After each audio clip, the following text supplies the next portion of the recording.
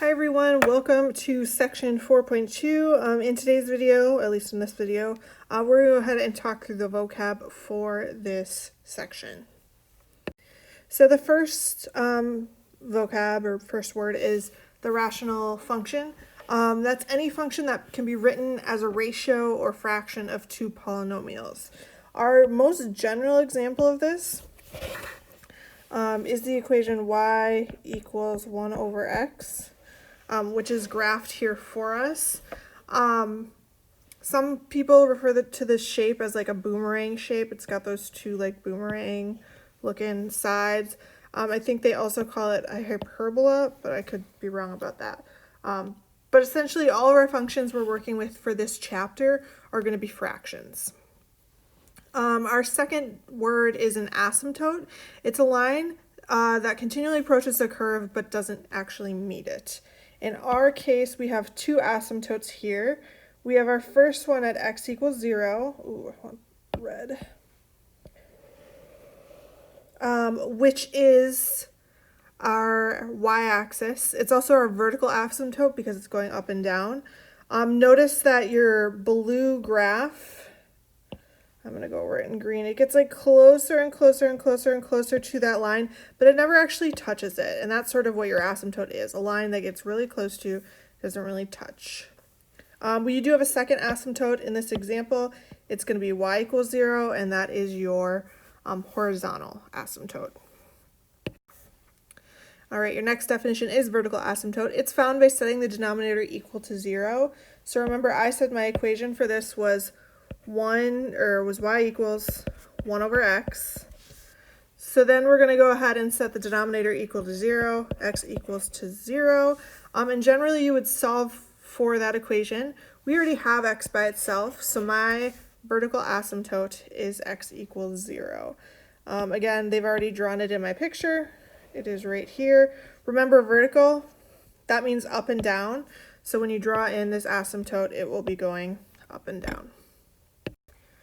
All right, and then we have a horizontal asymptote. It's found by comparing the degree of the numerator and the denominator of a rational function. Remember, your degree is the exponent on your variable.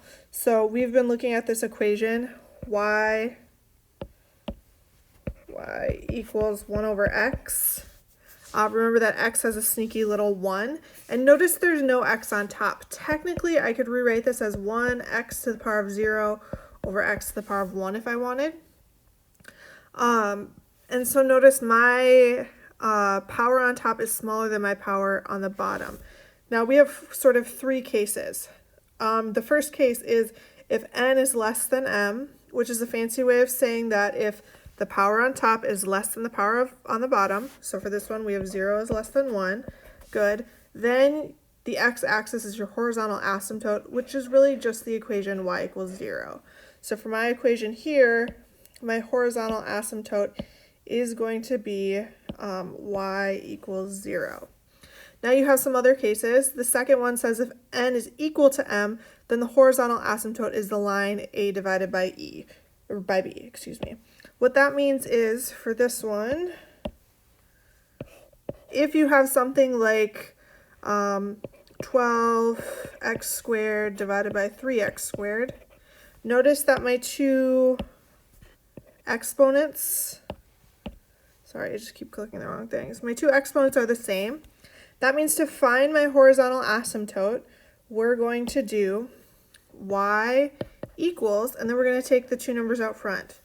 12 divided by 3. And when I do 12 divided by 3, I get 4. So for that one, my horizontal asymptote would have been y equals 4. And then there's a final case. If n is greater than m, then there's no horizontal asymptote. So if n was greater than m, you would have like, I'll do it in green, x cubed over x squared. We won't really do these ones, but this one would have no horizontal asymptote. But those are your horizontal asymptotes. All right, that is your vocab for this section. If you need help, again, come back to this slide, rewatch it if you're not sure of what any of these words mean. Other than that, you're going to go on and watch 3 examples today before you do your homework. Thanks for watching.